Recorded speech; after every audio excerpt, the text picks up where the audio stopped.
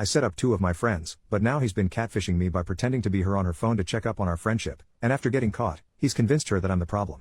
So Emily, 36 female, and I, 36 male, had stopped being friends for a little while when she got married way too young to her boss. He ended up being incredibly abusive, controlling her life at every level, and over the 3 years they were together, he basically isolated her from all friends and family. We reconciled when she divorced him. Around this same time, I attended university and met my now wife early on. We were assigned to the same floor in halls, and we've been together for 17 years now, and she's become really close to Emily over the years. Also at university I met a guy named George, 36 male, in my course. We were part of the same friend group but didn't stay in touch until we coincidentally ended up working together a good 10 years after graduation. I ended up introducing George to Emily and they started a relationship. A year or so later they moved in together. Emily was happy, and he was happy. On the face of things, he's seemingly been fine with me and Emily's friendship and never said anything. But over the past few weeks I started getting texts from her, sometimes late at night, that were just off. I was suspicious when she used a common British shortening of my full name rather than the traditional German version that she would always use, and when some overtly flirty, almost outright saying, occurred I immediately shut it down. I was 100% sure it wasn't Emily at this point. I basically called him out and asked if this was in fact George using her phone and bluntly asked why he was trying to sex with me posing as his girlfriend. He never responded, but after explaining the situation to my wife, she went over to Emily's with my phone to see what was going on. I wasn't there for this, but she showed Emily our entire text history and what he had done. George came home and they confronted him together. He first outright denied it and had the balls to accuse Emily of sexting me and trying to hide the cheating from my wife by saying he did it. Emily just left with my wife to come stay with us after this because there wasn't any reasoning with him. The morning after, he called and begged her to come home. He was crying and threw himself at her feet claiming he did it out of jealousy. He highlighted that she was in the habit of deleting our conversations, which drove him crazy. She does this with everyone, I guess, and he was always jealous of our relationship. He found it hard to see me with her, and after he saw her saying stuff like how she loved me, again, siblings. Well, not being able to read our texts drove him to basically go fishing to establish what exactly our relationship was. The sexting was an attempt to bluntly see if it was something I would engage in. At this point Emily asked for mine and my wife's opinion on this whole matter. I called bull crap on this being a mistake. Something he was driven to by jealousy. He violated her privacy by going through her phone, risked our friendship by masquerading as her, risked my marriage by trying to bait me into sexting a friend, and he risked Emily and my wife's friendship by making it look like Emily was sexting me. The entire thing was a clusterfuck. I didn't outright say she should leave him, but I highlighted how dishonest this whole thing was. She eventually went back home and I didn't hear anything for a few days, but Emily eventually revealed to my wife that she had functionally forgiven him. My wife worked out from the conversation what had happened. He had basically flipped the script on me by playing into fears from her marriage. He described me as another controlling male trying to dictate who she had a relationship with. He encouraged her to make her own decision. Not bad advice in theory, but she had to ignore me because I didn't have her best interest at heart. I was controlling her like her ex. My wife quietly pointed out that he was in fact being like her ex, not me. He was driving a wedge between her and family. At this point Emily just gave up. Said she couldn't win, couldn't decide between the man she loves and her brother, so screw it. Let's pretend it never happened. We haven't really spoken since. Apparently part of forgetting this ever happened is also giving into his worries about our friendship. Every time I try and bring up what he did, I've either been ignored or told to stay out of it. Honestly, this pisses me off that he's gotten exactly what he wanted. He's stopped us talking. I know I can't force her to break up with him, but it's seemingly a catch-22. I can't push her to make a decision about what he did whilst he's got her convinced I'm controlling her. I rarely see George at work and he's rightly kept the heck away from me. I was tempted to bring my sisters into this clusterfuck, tell them what happened, they love her like a sister too, and see if they can talk some sense into Emily, but that's somewhat manipulative too. So any advice here? Let shitty sleeping dogs lie? Try and get her to deal with what he did rather than sweeping it under the rug? First update. So, I followed the general advice of just leaving the entire situation alone.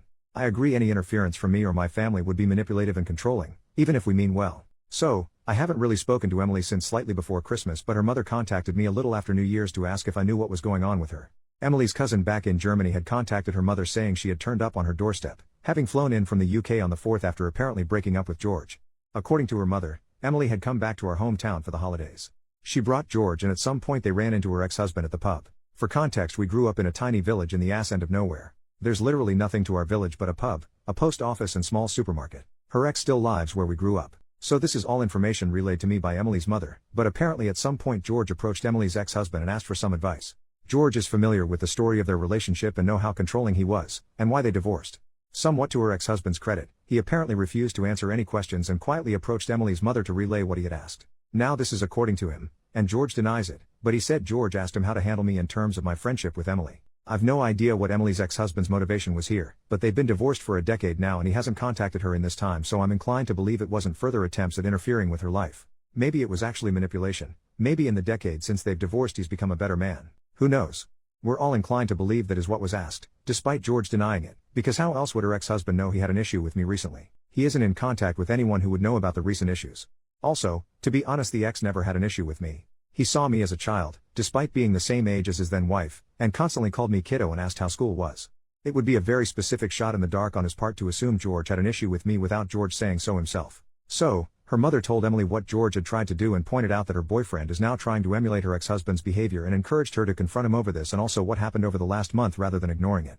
Nobody was privy to the discussion they had, but he left sometime after it to return to their shared home, and she stayed with her mother, saying they had broken up. She stayed with her mother until the day after, where she, without any warning, left for Germany. The cousin she's staying with assures us she's relatively fine. She's just overwhelmed and embarrassed she let this happen again. She couldn't handle being where she might run into either ex, so staying with her mother was off the table and she just ran somewhere far, but safe. I still haven't spoken to Emily. I've sent her a message with some condolences and reassurance that she will always have a home here in the UK. I've decided to continue to give her space whilst making it clear I am there for her. She hasn't responded, but I assume this is just out of awkwardness over what happened and how technically George was once my friend. He hasn't spoken to me either and I haven't seen him at work at all. So yeah, not a happy ending per se. It shouldn't have taken her abusive ex getting involved for a resolution, but as people predicted, George was being abusive and he would repeat that behavior. I suppose it was relatively painless that he showed his true colors so emphatically without much further abuse. This could have dragged on. Thanks for the advice. Me staying out of it didn't make this any easier for her, but it probably avoided making it worse. Second update, I jumped the gun a little with the previous update, and looking back I hadn't actually spoken to Emily and it was all second-hand information. Given this whole thing has now been entirely sorted in the 3 months since it happened, I thought I'd actually give an actual full resolution. So, Emily came back to the UK just before the country was locked down and moved in with us, reluctantly. We grabbed some beers whilst we hashed out exactly what went down from her perspective. I apologized for going behind her back and speaking to her mother about it all. Situations like this are never helped by information being relayed through other people, and I asked if she wanted to go through it all start to finish. Basically, she buried her head in the sand the day she found out he had been trying to s me as her. It was just too much. She couldn't win. She either lost the man she loved, and the lifestyle she had, or lost her brother. I assured her she'd never lose me, but she revealed she low-key hated the fact she let herself be taken advantage of like this twice and couldn't face me having not listened to my advice.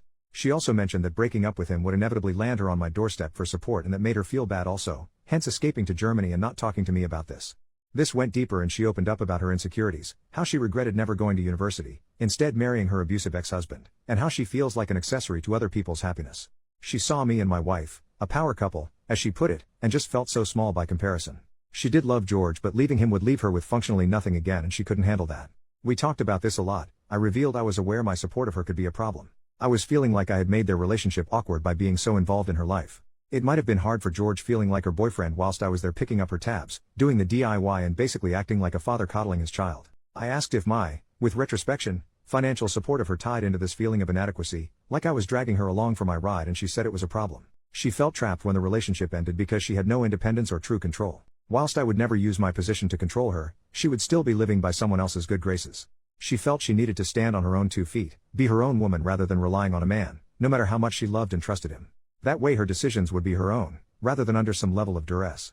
In the same way a child wants independence from her parents, she feels she finally needs independence from me. So we came up with a game plan. Now the lockdown has obviously made this harder. She is still living with me and my wife currently, but the plan is she's going to go back into education. She was capable of attending university, had the qualifications, but decided not to due to marriage. My financial security was really born of an inheritance I had after my father died. Life insurance. I used to not have to worry about rent during my extended time in education and early career. I bought a small flat with it that I still own. I've decided to pay it forward and put her in a similar situation by letting her use my flat, which is currently unoccupied because it's only been rented to students due to its proximity to 2 universities. Yes, this is me financially supporting her, but in a strictly limited way. No more covering errant bills, paying for holidays, or footing the bill when we socialize. She will not pay rent, but she will cover all bills on the flat, and she moves out the moment she's working. She didn't love the idea of me owning her home, but I called it my last act as that guy in her life, the pseudo-brother, father, sugar daddy, best friend. After this we'll just be independent siblings and best friends. She will be moving soon. We'll need her room after all, since my wife is now 5 months pregnant. Turns out she's been pregnant since late December and all this started. As for George, he swears up and down he never asked the ex-husband to handle me. He claims he asked how to be fine with me. It wasn't seeking advice how to deal with me. It was seeking advice how to be fine with me the way her ex-husband was. Could be true, who knows? It's irrelevant ultimately. Though we recently found out George moved a girlfriend into the house him and Emily used to share, and here's the kicker. It's a longtime friend of his.